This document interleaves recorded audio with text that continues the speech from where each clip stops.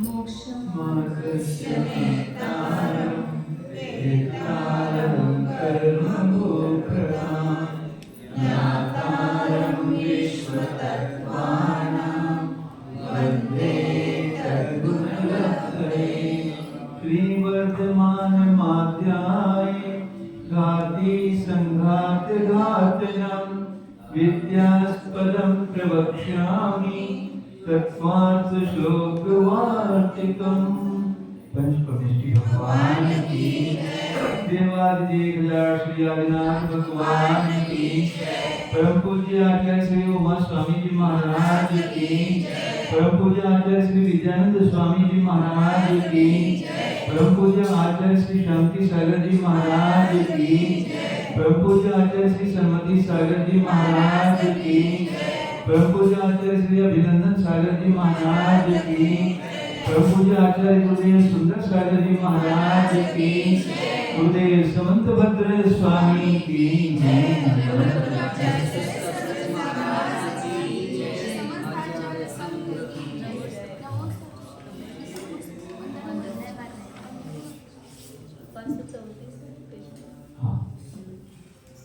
Page number 534।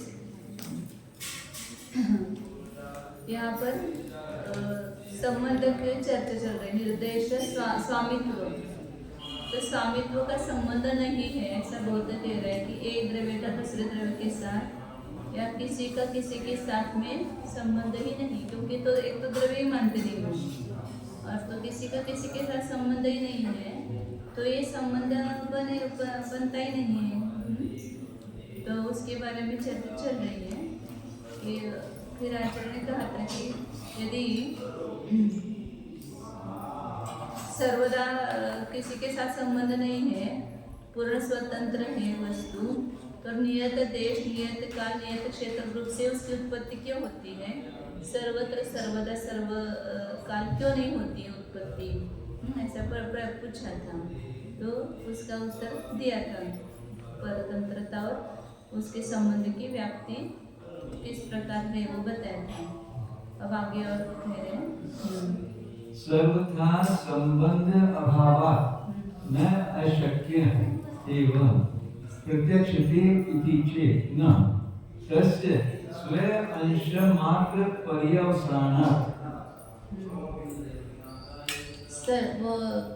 बौद्ध कहता है सर्वथा संबंध अभावात्, सभी प्रकारों से संबंध का अभाव होने से न अशक्य एव प्रत्यक्षतः इति चेत्, प्रत्यक्ष के द्वारा पदार्थों के संबंध का अभाव जाना जा रहा है। अतः इसलिए वो कहा था ना कि स्वयं को प्रतिपत्ति, दूसरों के स्वीकार से दूसरों को समझाएंगे तो स्वयं को प्रतिपत्ति नहीं होगी, ऐसा वहाँ पर बताया था। स्व प्रतिपत्ति अभाव अनुसंगात ऐसा बताया था। तो दूसरों के स्वीकार से दूसरों को जानना शक्य है ऐसा कहा था, मतलब समझाना शक्य है, तो स्वयं को नित्य नहीं हो सकती है ये बताया था। तो उसके ऊपर वो कह रहे हैं कि सभी प्रकारों से संबंध का अभाव होने से, तो संबंध नहीं होने के कारण दूसरों को समझाना शक्य ही नहीं है। न शक्य है वो, केवल अशक्य ऐसा नहीं, प्रत्यक्षता इति, प्रत्यक्ष के द्वारा भी पदार्थों के संबंध का अभाव मतलब जाना जा रहा है ऐसा कहता है। तो आचार्य कह रहे कि ऐसा नहीं है, क्योंकि तस्य स्व अंश मात्र पर्यवसानात्, प्रत्यक्ष प्रमाण जो है वो केवल अपने अंश मात्र में ही उसकी समाप्ति होती है। तो प्रत्यक्ष जो है केवल सामने जो पदार्थ है वर्तमान में उसको ही जानते हैं। प्रत्यक्ष मतलब यहाँ बौद्धों की अपेक्षा से कौन सा लेते हैं? इंद्रिय प्रत्यक्ष। तो इंद्रिय प्रत्यक्ष क्या काम कर सकता है? तो अपने सामने जो प्रत्यक्ष है उसको ही जान सकता है।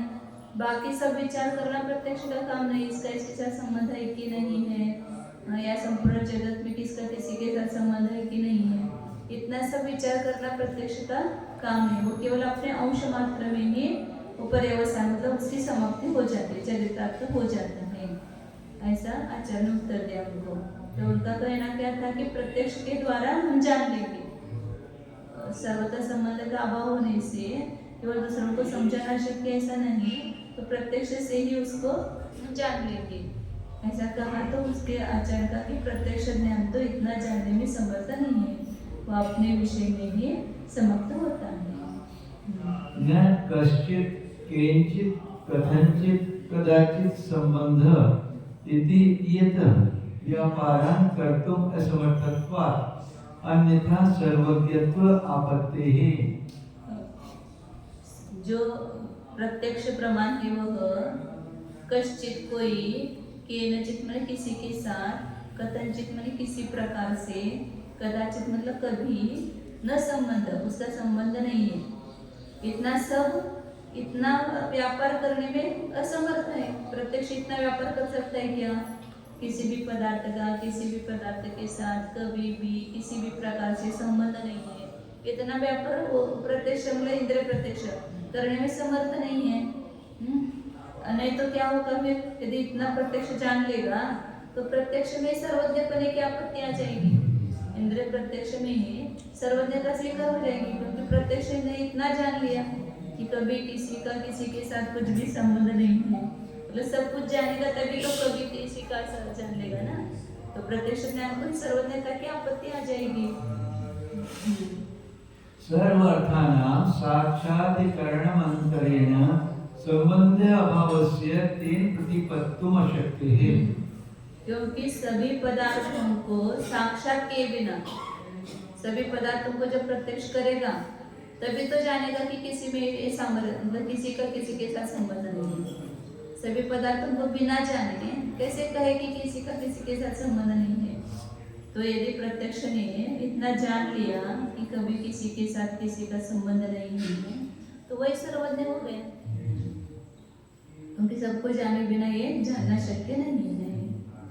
केषाञ्चित् अर्थानां स्वातन्त्र्यम् असम्बन्धेन व्याप्तं सर्व उपसंहारेण प्रतिपद्यते, ततः अन्येषाम् असम्बन्ध प्रतिपत्तिः अनुमानिकी स्यात् इति चेत् तर्हि स्वातन्त्र्यम् अर्थानां न तावत् असिद्धानां, सिद्धानां तु स्वातन्त्र्यात् संबंध अभावे तत्वतः किन्नु देशादि नियमेन उद्भवत् दृश्यते तस्य पारतंत्र्येण व्याप्तत्वात्। वो कहता है बौद्ध प्रत्यक्ष तो इतना जान नहीं सकता है, लेकिन जो अनुमान है कि केशांचित अर्थानां किन्हीं पदार्थों का स्वातंत्र जो है, उनके जो स्वतंत्रता स्वभाव है उसका असंबंधेन व्याप्तम, वो जो स्वतंत्रता है वो किसी के साथ संबंध नहीं है, मतलब असंबंध के साथ व्याप्त है। तो जहाँ स्वतंत्रता है वहाँ संबंध नहीं है। ऐसी व्याप्ति को किसी पदार्थों में जानकर, कुछ पदार्थों में जान ली व्याप्ति कि ये इस पदार्थ स्वतंत्र है तो इसका किसी के साथ संबंध है। तो ऐसे कुछ पदार्थों को जानते, जैसे अपन करते हैं ना कि धुआं देखा तो वहाँ अग्नि है, तो कहीं कहीं अपन ने धुआं देखा और अग्नि देखी तो व्याप्ति बन गई संपूर्ण काल के बारे में। तो ऐसे यहाँ पर भी अनुमान हो जाएगा। प्रत्यक्ष कुछ पदार्थों का उसकी स्वतंत्रता स्वभाव को किसी के साथ असंबंध रूप से व्याप्त कर लेगा, तो सर्व उपसंहार रूप से उसको जान करके, मतलब सभी जगह ऐसा ही होता है, जहाँ जहाँ स्वतंत्र होते हैं वहाँ किसी के साथ संबंध नहीं होता है। ऐसे सर्व उपसंहार रूप से जान करके तथा अन्येषाम् असंबंध प्रतिपत्ति, अन्य पदार्थों में भी संबंध की असंबंध की प्रतिपत्ति मतलब ज्ञान अनुमानिकी से, अनुमान से हो जाएगी। ऐसा वो बौद्ध कहता है। प्रत्यक्ष नहीं जान सकता, लेकिन अनुमान से तो हम कुछ पदार्थों को प्रत्यक्ष करके उसका स्वतंत्रता स्वभाव का असंबंध के साथ व्याप्ति देख करके सभी पदार्थ स्वतंत्र है और उसका किसी के साथ संबंध नहीं है, ऐसा हम जान सकते हैं अनुमान से। ऐसा बौद्ध कहता है। तो आचार्य उसको उत्तर दे रहे तर्हि स्वातंत्रम अर्थानाम न तावत असिद्धानाम, जो स्वतंत्रता है पदार्थों की वो सिद्ध की है कि असिद्ध की है, ऐसे दो प्रश्न करेंगे। तो उसमें असिद्धानाम न, असिद्ध पदार्थों की तो नहीं कह सकते हैं, क्योंकि पदार्थ असिद्ध है तो उसकी स्वतंत्रता कैसे जानी जाएगी। और सिद्धानाम तो स्वातंत्र्य संबंधाभावी, और सिद्ध जो पदार्थ है तो सिद्ध ही वो चुके हैं, तो उनको परतंत्रता की आवश्यकता है नहीं ना। तो स्वतंत्रता होने से, संबंध का अभाव होने पर तत्वतः वास्तविक रूप से किन्नु देशादि नियमेन उद्भव दृश्यते, फिर किस कारण से यदि पदार्थ सिद्ध है और स्वतंत्र है तो देशादि के नियम से उनकी उत्पत्ति कैसे देखी जाती है। तस्य पारतंत्र न व्याप्तत्वा, क्योंकि देशादि का नियम आ गया, वहां पर परतंत्रता आ गई। अमुक देश में काम होगा, अमुक काल में ही होगा, अमुक द्रव्य के द्वारा ही होगा, तो उसमें परतंत्रता होती है। तो यदि पदार्थ सिद्ध ही है तो फिर देशादि का नियम नहीं रहेगा कि अमुक देश में अमुक काल में ही ये इसकी उत्पत्ति होती है, ऐसा नियम नहीं रहेगा। साचार्य कह रहे हैं नहीं, स्वतंत्र अर्थ सर्वनिरपेक्षतया नियत देश काल द्रव्य भाव जन्मास्ति न च अजन्मा, सर्व अर्थ सर्वथा अर्थ क्रिया समर्थ स्वातंत्र्यस्य अकारणात्। जो स्वतंत्र पदार्थ है वह सर्वनिरपेक्ष है। स्वतंत्र उसको कहते हैं कि किसी की अपेक्षा नहीं है। सर्वनिरपेक्ष होने से जो स्वतंत्र पदार्थ है वो सब पदार्थों से निरपेक्ष होने से उसका नियत देश, नियत काल या नियत द्रव्य, नियत भाव रूप से उसकी उत्पत्ति नहीं है। तो किसी निश्चित देश, काल, द्रव्य, भाव से उसका जन्म नहीं होगा, नहीं होता है। और न च अजन्मा, और वो जो स्वतंत्र पदार्थ है वो अजन्मा भी नहीं है। यदि अजन्मा मानेंगे तो सर्वथा अर्थक्रिया समर्थ असमर्थ, सर्व प्रकार से अर्थक्रिया करने में समर्थ नहीं है। यदि उत्पत्ति नहीं हुई तो अर्थक्रिया कैसे करेगा? तो सर्वथा अर्थक्रिया करने में जो जन्म ही जिसका नहीं हुआ है तो सर्वथा अर्थक्रिया करने में समर्थ नहीं है। स्वातंत्र से अकरना, कारण जो स्वतंत्र है वो किसी का कारण नहीं होता, अकारण। स्वतंत्र पदार्थ किसी का कारण नहीं होता है। प्रत्याशक्ति विशेषात् देशादिभिः तन्नियतः नियत उत्पत्तिः अर्थस्य स्यात् इति चेत् स एव प्रत्याशक्ति विशेषः संबंधः पारमार्थिकः सिद्ध इति आह। फिर उसके ऊपर वो कहता है कि प्रत्याशक्ति विशेष से, निकटता के विशेष से देशादियों के द्वारा उस नियत कार्य की उत्पत्ति होती है। जैसे घट बन गया तो वहाँ पर कुंभकार की प्रत्याशक्ति चाहिए। कुंभकार, दंड, चक्र इत्यादि सामग्री की प्रत्याशक्ति होगी, प्रत्याशक्ति नहीं करता तभी वो कार्य बनेगा। तो कोई किसी को उत्पन्न नहीं करता है, लेकिन जो प्रत्याशक्ति है, नजदीकता है, निकटता है, उसी से उस देशादि के द्वारा नियत उत्पत्ति होती है पदार्थ की। ऐसा वो यदि कहता है बौद्ध, तो आचार्य कहते हैं कि फिर वो जो आप प्रत्याशक्ति विशेष मान रहे हैं ना, वही तो संबंध है। प्रत्याशक्ति विशेष ही संबंध है, और वो संबंध पारमार्थिक वास्तविक है। वो संबंध संबंध भी वास्तविक होता है ना, संबंध भी झूठा नहीं होता है। शरीर का अपने साथ संबंध है झूठा है कि पारमार्थिक है? कैसा है? कर्म का आत्मा के साथ संबंध हुआ, पारमार्थिक है कि झूठा है? संबंध कर्म का, अनुकर्म का जो आत्मा के साथ संबंध हुआ है वो वास्तविक संबंध है कि झूठा संबंध है?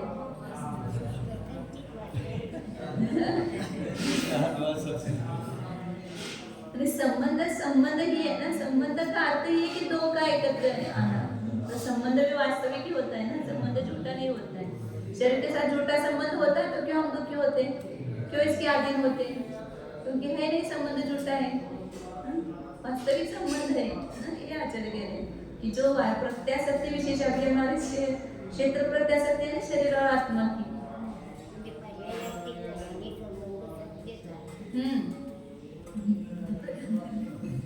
व्यवहार में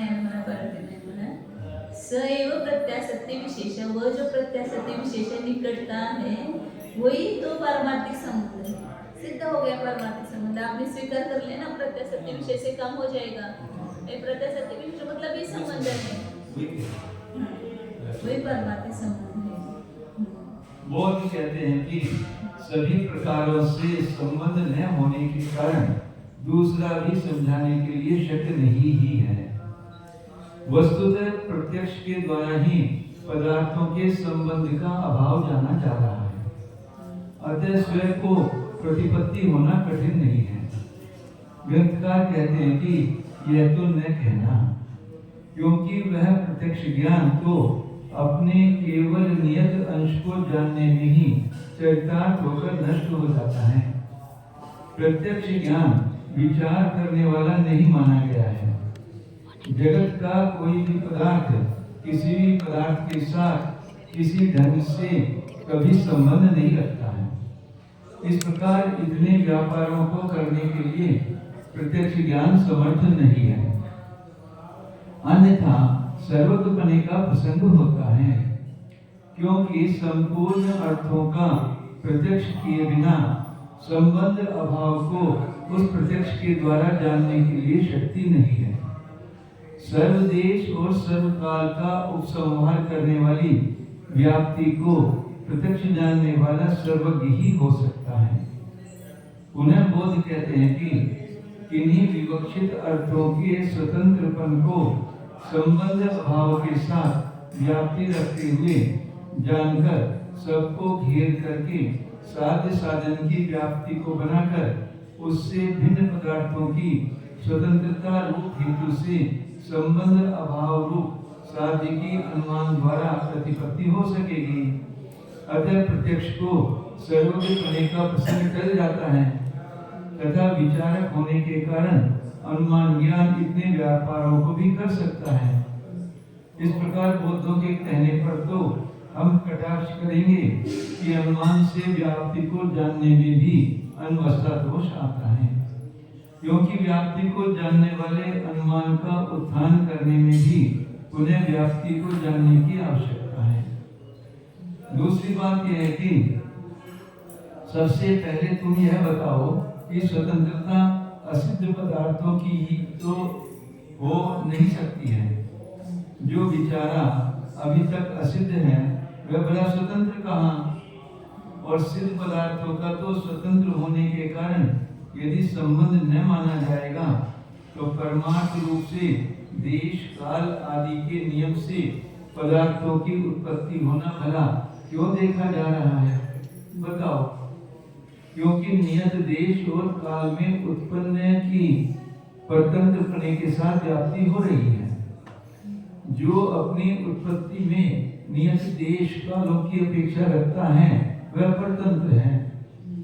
प्रत्येक पर्वत में माणिक्य रत्न प्राप्त नहीं होता है, प्रत्येक हाथी में सदा गलमुक्ता नहीं पाए जाते हैं, अतः ये परतंत्र हैं। जो अर्थ सभी प्रकार से स्वतंत्र हैं वह सभी की अपेक्षा नहीं अपेक्षा करके नियत देश, नियत काल, नियत द्रव्य और नियत भाव का अवलंबन लेकर उत्पन्न नहीं होता है। और जो पदार्थ उत्पन्न नहीं होता है कूटस्थ, व्यापक, नित्य है या असत है, वह सभी प्रकार अर्थ क्रिया करने में समर्थ नहीं है, क्योंकि स्वतंत्र पदार्थ किसी का कारण नहीं है। परिणामी पदार्थ कारण होता है, जो कि अंतरंग और बहिरंग कारणों से हुए परिणामों के साथ सदात्मक हो रहा है।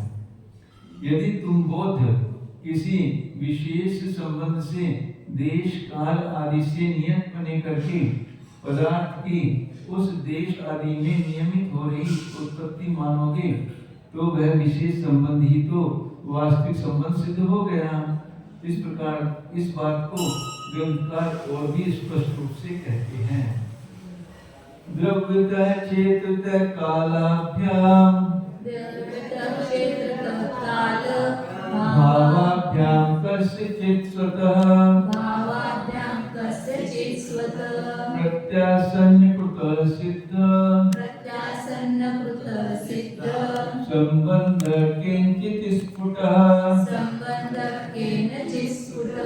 द्रव्यतः चेततः भावाभ्यां कस्यचित् स्वतः प्रत्यासन्नकृतः सिद्ध संबंधः किंचित् स्फुटः।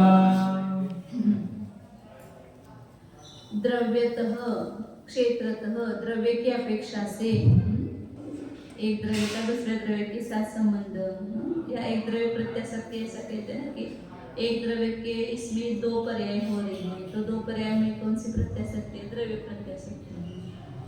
एक क्षेत्र की प्रत्याशक्ति, जैसे आप जीव शरीर है, या गुणों की भी है क्षेत्र प्रत्याशक्ति, अधर्म द्रव्य आहे क्षेत्र प्रत्याशक्ति म्हणजे निकटता।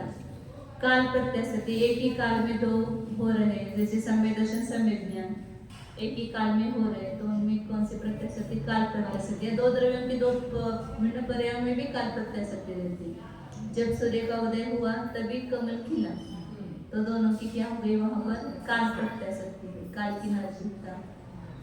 भावाभ्याम और भाव, दो स्वभाव जो है उनमें कौन सी प्रत्याशक्ति है? भाव प्रत्याशक्ति।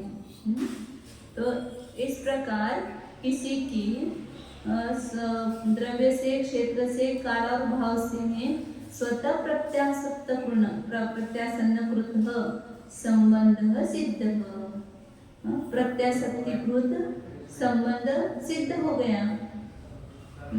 किसी की अपेक्षा से भी द्रव्य क्षेत्र काल भाव के द्वारा नजदीकता है, कोई संबंध है, ये सिद्ध हो गया।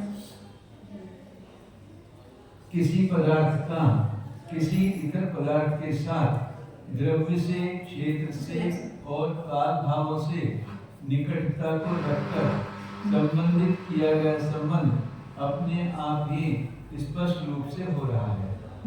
स्पष्ट रूप से प्रतीत हो रहे पदार्थ में टंटा खड़ा करना व्यर्थ है। द्रव्य प्रत्याशक्ति, क्षेत्र प्रत्याशक्ति, काल प्रत्याशक्ति और भाव प्रत्याशक्ति, ये चार संबंध व्यक्त हैं। चार प्रकार के संबंध, अभी इसमें आगे वो इसी का चलेगा शायद, चार प्रत्याशक्तियों का एक खुलासा हो जाएगा। कस्यचित् पर्यायस्य स्वतः केनचित् पर्यायेन सह एकत्र द्रव्ये समवायात् द्रव्य प्रत्याशक्ति ही यथा स्मरणस्य अनुभवेन सह आत्मनि एकत्र समवायः तमन्तरेण तत्र एव यथा अनुभवं स्मरण अनुपत्तिः सोम मित्र अनुभवात् विष्णु मित्र स्मरणात् अनुपत्तिवत्।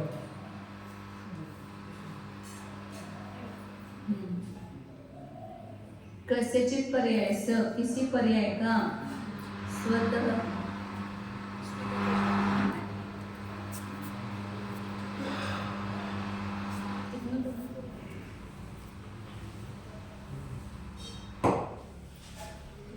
ते तिकडे लावा, हेच पेन लावा की तिकडे।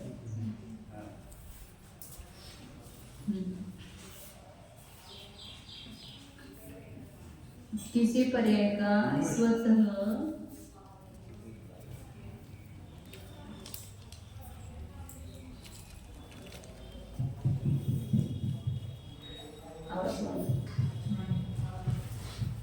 कस्यचित् पर्यायस्य स्वतः केनचित् पर्यायेन सह, किसी पर्याय का स्वतः किसी पर्याय के साथ एकत्र द्रव्य, किसी एक द्रव्य में समवाय होने से, प्लस दो पर्यायों का काल एक नहीं लेना, द्रव्य एक लेना। द्रव्य प्रत्याशक्ति करेंगे ना, तो द्रव्य की निकटता है, नजदीकता है, तो द्रव्य प्रत्याशक्ति है, दोनों का एक ही द्रव्य में समवाय होने से उनमें द्रव्य प्रत्याशक्ति है। जैसे उदाहरण देते हैं कि जिस प्रकार स्मरण हुआ, तो स्मरण रूप पर्याय जिस आत्मा में हुई, उसी आत्मा में पहले अनुभव हुआ था, आपने पहले देखा था, तब आपको स्मरण हुआ, तो अनुभव रूप पर्याय और स्मरण रूप पर्याय, इन दोनों में एक द्रव्य प्रत्याशक्ति है। तो स्मरण से अनुभवेन सह, स्मरण का अनुभव पर्याय के साथ में एक आत्मा में संबंध हुआ है। तम अंतरेण, उसके समवाय के बिना, तत्रैव यथा अनुभवम, उसी द्रव्य में जैसा अनुभव किया था वैसे स्मरण की उत्पत्ति नहीं होगी। समवाय नहीं मानेंगे एक द्रव्य में, उन दो पर्यायों का समवाय नहीं मानेंगे, तो जिस आत्मा ने पहले अनुभव किया था उसको स्मरण नहीं होगा, क्योंकि संबंध नहीं माना, समवाय नहीं माना। तो जैसे सोममित्र के अनुभव से विष्णु मित्र का स्मरण नहीं होगा। मतलब पहले सोममित्र ने अनुभव किया था, किसी वस्तु को देखा था, अब उसकी याद विष्णु मित्र को आएगी क्या? हम्म? जिसने पहले देखा है, अनुभव किया है, उसी को स्मरण होता है। यदि ऐसा नहीं मानेंगे, समवाय नहीं मानेंगे, इस एक ही द्रव्य में दो पर्यायों का संबंध नहीं मानेंगे, तो फिर जिसको अनुभव होता है उसको स्मरण ही नहीं होगा। क्योंकि ये बौद्ध तो प्रत्येक क्षण क्षणवर्ती वस्तु अलग मानते हैं ना, तो वो एक स्मरण करने वाला और अनुभव करने वाला एक मानते ही नहीं है, एक द्रव्य प्रत्यक्षति मानते ही नहीं है। तो इसलिए सब उनके ऊपर आपत्ति आती है। हमारे ऊपर कुछ आपत्ति नहीं, क्योंकि हम तो एक द्रव्य मानते हैं दोनों में। इसलिए क्या है, किसी पर्याय के साथ द्रव्य प्रत्यक्षति है।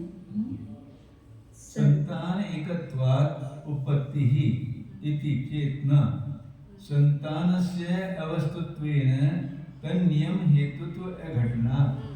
अब वो कहेगा बौद्ध कि उन दोनों में संतान एकपणा है, अनुभव ज्ञान और स्मरण ज्ञान, इनमें क्या है, संतान के एकत्व की उत्पत्ति है। मतलब संतान है, द्रव्य मानते नहीं है, एक संतान मानते, क्षण क्षण होते हैं और उन संतान क्षणों में संतान चलती है, परंपरा। वो क्षण नष्ट हुआ, फिर दूसरा क्षण उत्पन्न हुआ, फिर वो नष्ट हुआ, पुनः तीसरा हुआ, तो एक परंपरा चलती है। तो उसको ही संतान नाम दे दिया उन्होंने, द्रव्य न मान करके।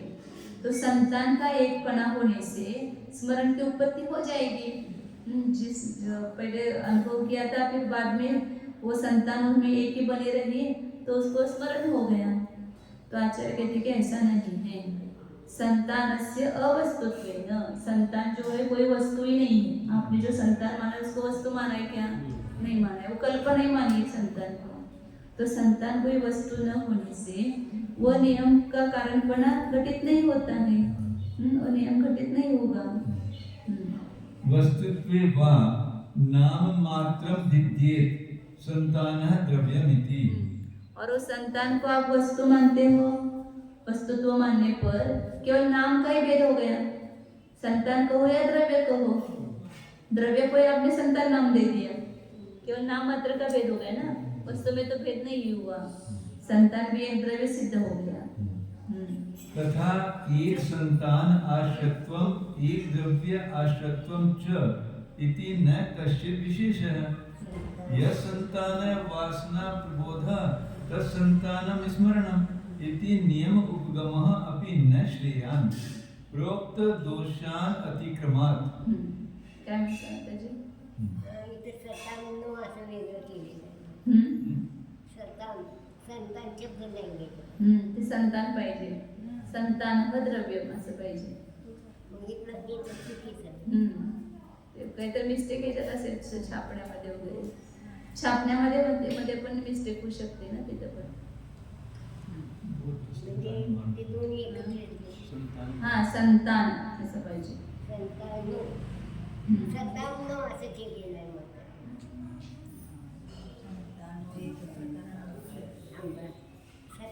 स्वर आणि स्वर पाहिजे।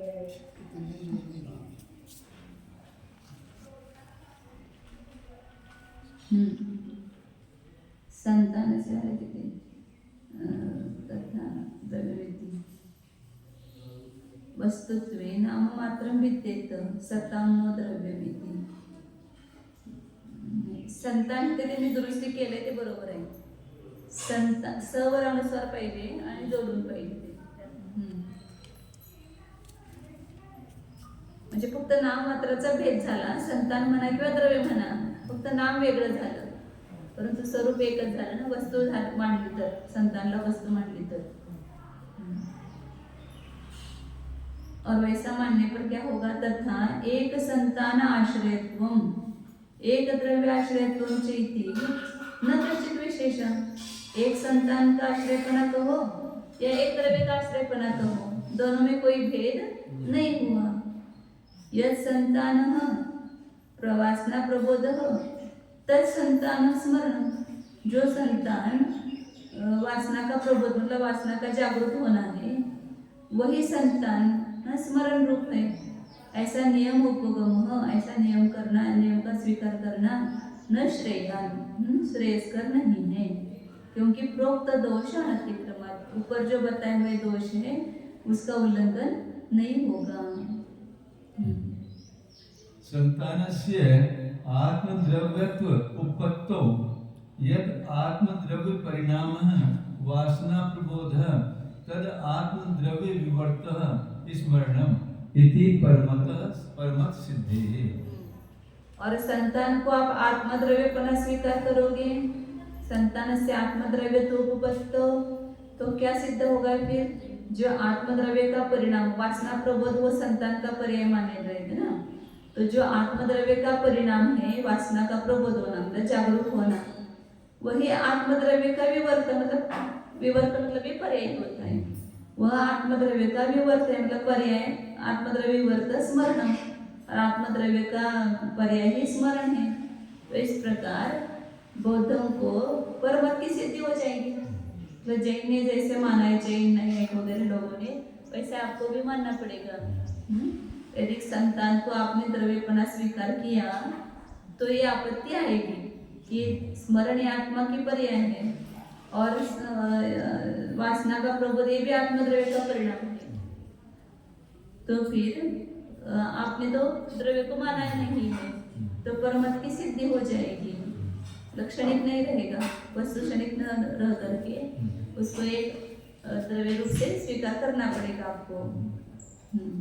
किसी एक पर्याय की अपने आप से किसी दूसरे पर्याय के साथ एक द्रव्य में समवाय संबंध हो जाने के कारण द्रव्य प्रत्याशक्ति कही जाती है। जैसे कि स्मरण का पूर्व अनुभव के साथ एक आत्मा में समवाय हो रहा है, उस द्रव्य प्रत्याशक्ति रूप समवाय संबंध के बिना उस ही आत्मा में अनुभव का अतिक्रमण नहीं कर स्मरण होना नहीं बन सकता है।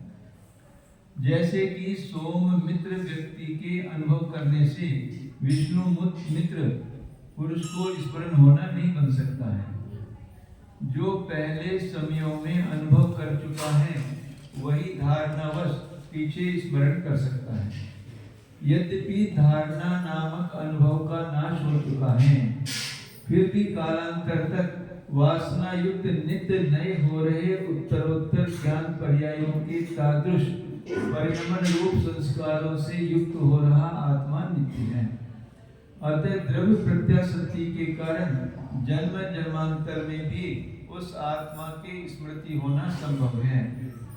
बौद्ध कहते हैं कि नित्य द्रव्य आत्मा को न माना जाए, फिर भी व्यवहार दृष्टि से मान लिए गए संतान के एक पने से अनुभव के अनुसार स्मरण होना बन जाएगा। आचार्य महाराज कहते हैं कि यह तो न कहना, क्योंकि वास्तविक पदार्थ तो कार्यों को करते हैं। लकड़ी का बना हुआ या पत्र पर चित्र किया गया घोड़ा इच्छा पूर्वक दौड़ नहीं सकता है। बीच में पिरोए हुए डोरिया के बिना दानों की माला टिक नहीं सकती है। जबकि आप बौद्धों की मानी गई संतान वस्तुभूत नहीं है, कल्पित है, तो वह अनुभव के अनुसार नियत व्यक्ति में ही स्मरण होने का कारण नहीं घटित होती है। कल्पित संतानों के बालक कुमार युवा अवस्थाओं के एक अवस्था का भी निर्णय नहीं होने पाता है। यदि संतान को वास्तविक पदार्थ माना जाएगा तब तो हमारे और आपके माने गए शब्दों में ही भेद है, अर्थ में भेद नहीं है। हम जिसको द्रव्य कहते हैं आप उसको संतान कहते हैं, बस झगड़ा निपटा। तथा एक संतान के आश्रय रहकर आश्रयपना कहो और चाहे एक द्रव्य रूप आधार का आधेयपना कहो, एक ही बात है, कोई अंतर नहीं है। किंतु आत्मद्रव्य को न मानते हुए बौद्धों का यह स्वीकार करना अच्छा नहीं है कि जिस संतान में स्मरण कराने वाली वासनाएं जागृत होंगी उसी संतान में स्मरण उत्पन्न होगा, क्योंकि इस नियम में भी पहले कहे हुए दोषों का उल्लंघन नहीं हो सकता है। भावार्थ, जबकि संतान कोई वस्तुभूत नहीं है, तो जिस संतान या उस संतान का विवेक करना भी अशक्य है। हाँ, नाना संतानियों की लड़ी स्वरूप संतान को आत्मद्रव्यपना बन जाने पर तो जिस आत्मद्रव्य का परिणाम होकर वस्तु के पश्चात वासना का जागरण हुआ है उसी अनुभव के पश्चात आत्मद्रव्य का परिणाम होकर अनुभव के पश्चात वासना का जागरण हुआ है, उसी आत्मद्रव्य का परिणाम होकर स्मरण उत्पन्न हो जाएगा। इस ढंग से तो बौद्धों के यहाँ दूसरे जैनों के मत की ही सिद्धि हो जाती है, जो कि होनी चाहिए ही। ठीक है। कथम परस्पर भिन्न स्वभाव कालयोः एकम आत्मद्रव्यम व्यापकम इति च न चौथ्यम सकृत नानाकार व्यापिना ज्ञानेन एकेन प्रतिविहितत्वात्। अब बौद्ध कह रहे हैं कि परस्पर भिन्न स्वभाव कालयोः, जिसका परस्पर में स्वभाव भिन्न है और काल भिन्न है, उसमें अनुभव पहले हुआ और स्मरण बाद में हुआ। स्मरण अनुभव का स्वभाव अलग है और स्मरण का स्वभाव अलग है। वैसे भिन्न स्वभाव अलग भिन्न काल में होने वालों में एकम आत्मद्रव्यम व्यापकम कथम, एक ही आत्मद्रव्य कैसे व्यापक है? दो भिन्न भिन्न होना चाहिए, एक ही आत्मद्रव्य से व्यापक नहीं होना चाहिए, ऐसा बौद्ध कहता है। तो आचार्य कहते कि तीन चौद्यम, ऐसी शंका नहीं करनी चाहिए, क्योंकि सकृत नानाकार व्यापिना ज्ञानेन एकेन प्रतिविहितत्वात्। आपने एक ही ज्ञान को नानाकारों से माना है। एक ही ज्ञान में अनेक प्रकार के पदार्थों का स्पष्ट ज्ञान होता है, उसको चित्र ज्ञान कहते हैं, चित्राद्वैत। ये बौद्धों का एक सिद्धांत है कि एक ही ज्ञानाकार में अनेक आकार है। तो सकृत मतलब एक ही साथ नाना आकारों में व्याप्त होने वाले एक ज्ञान के द्वारा आपने उसका खंडन कर दिया गया है। उसी से वो खंडन हो जाता है आपका कि बिना स्वभाव वाले होकर भी एक काल में एक कैसे हो सकते हैं। तो इस आपके सिद्धांत के द्वारा ही उसका खंडन होता है। रस सम समयवर्तिनः रस रूपयोः एक गुणी व्याप्तयोः अनुमान अनुमेय व्यवहारयोः एक द्रव्य प्रत्याशक्ति ही अनेन उक्ता सद्भाव तद अभावे तयोः तद व्यवहार योग्यता अनुपत्तिः। समान समय में होने वाले रस और रूप एक साथ होते हैं ना। आम में मीठापन भी है और पीलापन भी है, मुलायमपन है, अनेक गुण है ना। तो एक ही काल में समान समय में होने वाले जो रस और रूप है, इन दोनों में एक गुणी व्याप्त है। उन दोनों गुणों को धारण करने वाला कौन है? अलग अलग गुणी है कि एक गुणी है?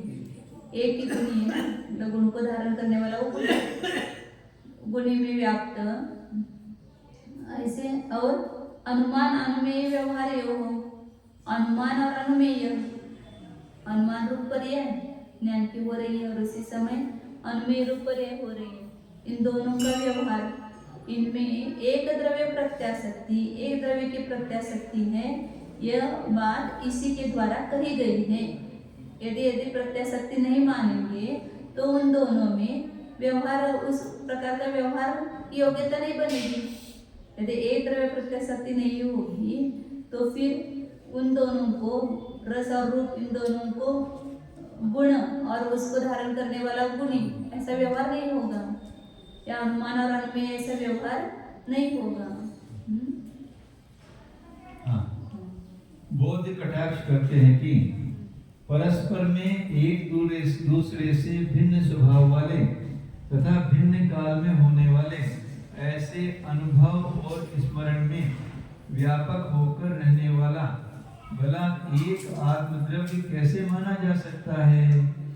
दौड़ते हुए दो घोड़ों के ऊपर या मझधार में बहती हुई दो नावों पर चलने वाले मनुष्य की जो दशा होगी, वही जैनों के माने हुए आत्मद्रव्य की दुर्व्यवस्था हो जाएगी।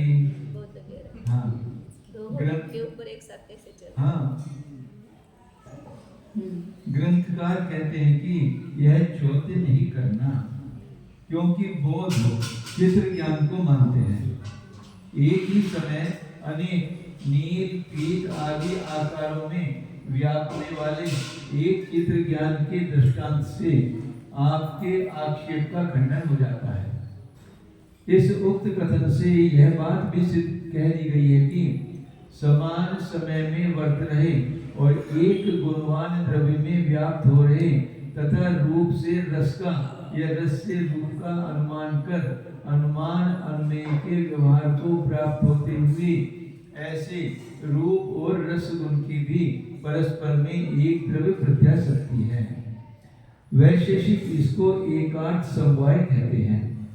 जैसे एक गुरु के पास पढ़े हुए दो शिष्यों का परस्पर में गुरु भाई पने का नाता है, या माँ जाए दो भाइयों का सहोदरत्व संबंध है। यदि उन एक माँ से उत्पन्न होने वाले इसको माँ चाहिए। दो भाइयों में सहोदर रहते ना, दोनों सहोदर एक ही उधर से उत्पन्न हुए भाई बहन। यदि उन रूप और रस का एक द्रव्य नाम का संबंध नहीं माना जाएगा तो उनमें उस अनुमान अन्वय व्यवहार की योग्यता नहीं बन सकती है। तो उन्होंने स्वीकार किया है बौद्धों ने। हाँ। रूप का अनुमान किया ना, रस से रूप का अनुमान किया। अंधेरे में कोई व्यक्ति आम खा रहा है तो मीठा है इसलिए वो कैसा है, पीला है, तो उस रस से इसका मतलब रस का पक्वता हो गई तो रूप की भी पक्वता हो गई है, ऐसा वो अनुमान करता है, ऐसा मानते हैं। तो रस से एक सामग्री के कारण रूप का अनुमान चाहते हैं बौद्ध, तो उन्होंने अनुमान अनुमेय ये दोनों व्यवहार एक संबंध माना ना उसका, रूप और रस का। तो यदि नहीं मानेंगे एक द्रव्य प्रत्यसत्ति तो अनुमान अनुमेय व्यवहार भी नहीं होगा।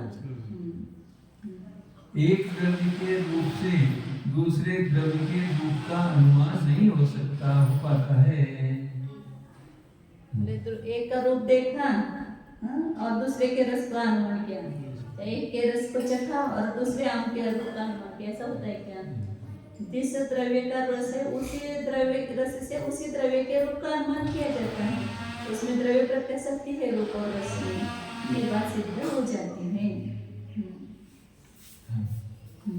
एक सामग्री अधीनत्वात् तत् उत्पत्ति ही इति चेत् कथम एका सामग्री नाम। एक सामग्री के अधीन पड़ा होने से तद उपपत्ति ही, वो उपपत्ति हो जाएगी, उसको कहना उस व्यवहार की योग्यता नहीं हो पाएगी, अनुमान अनुमेय व्यवहार नहीं होगा, ऐसा उसको कहा। तो वो कहता है कि दोनों एक सामग्री के अधीन होने से, रस और रूप ये दोनों एक सामग्री के अधीन होने से उसका व्यवहार वो अनुमान अनुमेय व्यवहार हो जाता है, ऐसे उपपत्ति हो जाएगी, ऐसा यदि बौद्ध कहता है। तो आचार्य उनको पूछते हैं कथम एक सामग्री नाम, दोनों एक सामग्री के अधीन है तो एक सामग्री क्या है, इसको कहेंगे एक सामग्री कैसे इसका नाम है, दोनों की एक सामग्री कैसे, ऐसा प्रश्न किया है। एकम कारणम इति चेत् तत्सह कार्य उपादानम वा। वो एक सामग्री क्या है, एक कारण होना, एक सामग्री ऐसा कहोगे तो फिर कौन सा कारण, सहकारी कारण या उपादान कारण? दोनों का सहकारी कारण एक है कि दोनों का उपादान कारण एक है? दोनों में कौन सा कारण मानेंगे कि जिसके कारण से उसमें एक सामग्री बनेगी? सहकारी चेत् कुलाल कलशयोः दंडादिः एका सामग्री स्यात् समान क्षणयोः तयोः उपपत्तौ तस्य सहकारित्वात्। आप कहोगे कि सहकारी कारण है, दोनों का एक सहकारी कारण होना एक सामग्री, ऐसा कहोगे तो क्या आपत्ति आएगी कि कुलाल कलशयोः, कुलाल मतलब कुंभकार और कलश मतलब घट, कुंभकार घट दोनों एक साथ मौजूद है और दोनों की दंडादि एक सामग्री है। कुंभकार उस दंड से काम कर रहा है और उस दंड से घट बन रहा है, तो दंड आदि दोनों की एक सामग्री हो गई। तो समान क्षण योग उत्पत्तो, एक समान क्षण में ही उन कुंभार और घट की उत्पत्ति माननी पड़ेगी, क्योंकि तस्य सहकारित्व उन दोनों में दंडाधिक सहकार्यपना होने से। तथा एतयोः अनुमान अनुमेय व्यवहार योग्यता अव्यभिचारिणी स्यात् तद एक सामग्री अधीनत्वात्। फिर इन दोनों में कुंभकार और घट में क्या हो जाएगा? अनुमान और अनुमेय की व्यवहार की योग्यता होगी। क्यों? अव्यभिचार के मतलब बिना व्यभिचार के हो जाएगी, क्योंकि एक सामग्री के अधीन होने से, दोनों एक सामग्री के अधीन है, इसलिए उन दोनों में कुंभकार और घट में अनुमान अनुमेय व्यवहार की योग्यता भी दोष रहित हो जाएगी, ऐसा आपत्ति आएगी। एक समुदायवर्ती सहकारी कारणम एका सामग्री न भिन्न समुदायवर्ती यतः अयम अति प्रसंगः इति चेत् कह पुनः अयम एक समुदाय। वो कह रहा है, फिर शंकाकार बौद्ध जो है वो कहता है कि एक सामग्री किसको कहते हैं? एक समुदाय में रहने वाला सहकारी कारण, उसको एक सामग्री कहते हैं। न भिन्न समुदाय होते, भिन्न भिन्न समुदाय में रहने वाला वो एक सामग्री नहीं है। कुंभकार की जो ये है समुदाय है वो अलग है, घट का समुदाय अलग है, तो एक समुदाय नहीं है दोनों का, मतलब एक जातिपना नहीं है दोनों का, इसलिए एक सामग्री नहीं मानेंगे उसको। इसलिए ऐसा दोष नहीं आता है, भिन्न समुदाय वर्ती है जिसके कारण से यह वाक्य प्रसंग दोष नहीं आता है, ऐसा यदि वो कहता है तो आचार्य पुनः उसको प्रश्न करते हैं कि कह पुनः अयम एक समुदाय, भिन्न समुदाय कह रहे हैं ना, तो एक समुदाय मतलब क्या? कि एक समुदाय क्या चीज है, ऐसा उसको पुनः प्रश्न किया। बौद्ध कहते हैं कि रूप और रस की सामग्री एक रूप स्कंध है। इस एक सामग्री के अधीन होने के कारण रस से रूप का अनुमान या रूप से रस का अनुमान होने की योग्यता बन जाती है। व्यर्थ ही एक द्रव्य क्यों माना जाता है? बौद्धों के ऐसा कहने पर हम पूछेंगे कि दो पदार्थों की सामग्री भला एक कैसे हुई, बताओ। इस पर बौद्ध यूं कहें कि हम एक कारण को एक सामग्री कहते हैं। इस पर हमारा पूछना है कि वह कारण क्या सहकारी कारण लिया गया है या उपादान कारण पकड़ा गया है? यदि सहकारी कारण एक होने से दो कार्यों की एक सामग्री हो जाए तब तो कुंभकार और घट की दंड चक्र आदि सहकारी कारण भी एक सामग्री हो जाए, क्योंकि समान समय में परिणमन करते हुए उन कुलाल और घट की उत्पत्ति में वह दंड आदि पदार्थ सहकारी कारण बन रहे हैं।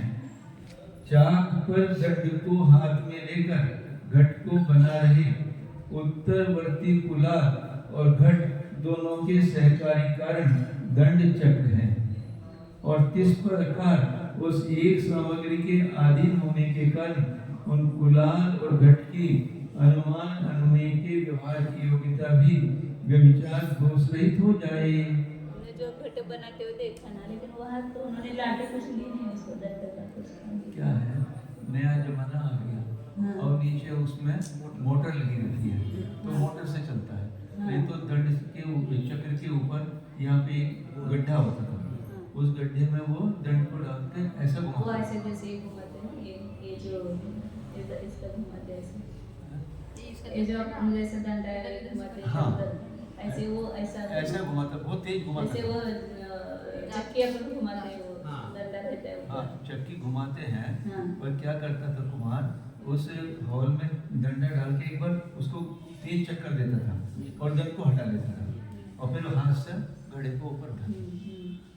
अभी दंड की जरूरत नहीं। अब नीचे मोटर लगा रखी ना, नया जमाना आ गया और दंड से वो मोटर से घूम रहा है चक्कर ऐसे। पर हमने तो बहुत देखा है गाँव में, मारते तो बराबर वैसे करते थे। आप लोगों ने देखा होगा, हमने अभी इसमें देखा ना। हाँ, अभी यहाँ नातेपोता में थे, दहीगांव में देखा। दहीगांव में भी थे। हाँ, कुमार दहीगांव में देखा। हाँ, गए थे ना उसके देखने के लिए। तो ऐसे मिट्टी का गोला लेता था, ऐसा लगता था, और वो फट फट फट फट ऐसे हाथ से चला था। हाथ से हाथ से ऐसा लिया, निकाला, ये दूसरा घट बनाया, दूसरे का हाथ से वो आकार देता था, रखता था ऐसे। नहीं, एक में कितने घट बन जाते थे उसके, 8-10 घट बन जाते थे। एक मिट्टी का गोला लिया तो उसमें से 8-10 घट बन जाते, छोटे छोटे छोटे।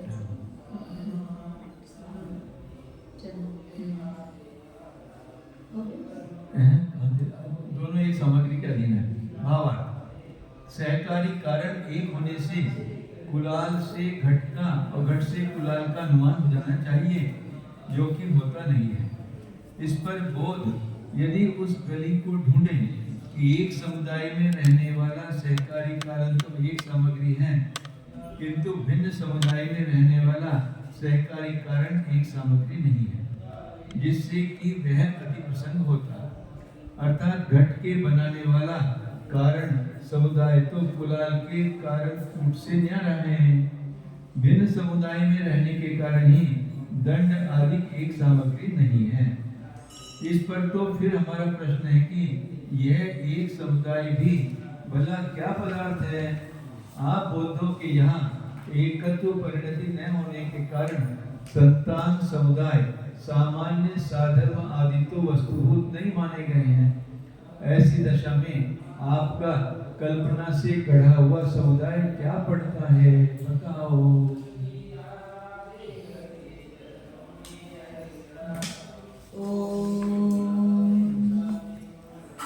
जानिए यह मैं शुद्ध चैतन्यमय जीव हूँ।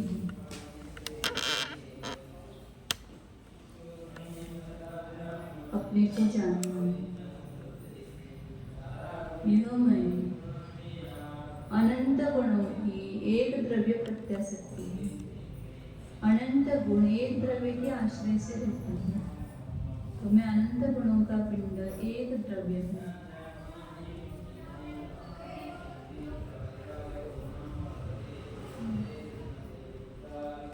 ज्ञान दर्शन सुख वीर्य आदि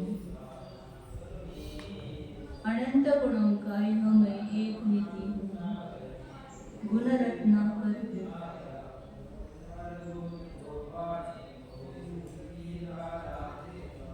अपने घर में देखो क्या समाया हुआ है। अपना घर इसी शरीर के भीतर अमूर्ति का संथाल प्रदेश है, यही अपना घर है। इसमें अनंत गुणों का वैभव भरा हुआ है। उसकी ओर निहारो, देखो। ये केवल कल्पना नहीं है, वास्तविक है। यही से तो ज्ञान सुख वीर्य आदि सब प्रकट हो रहे हैं।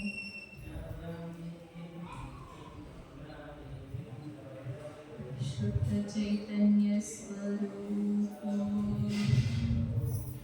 अनंत गुणाकर स्वरूप अनाद्यनंत स्वतः सिद्ध स्वरूप शुद्ध एको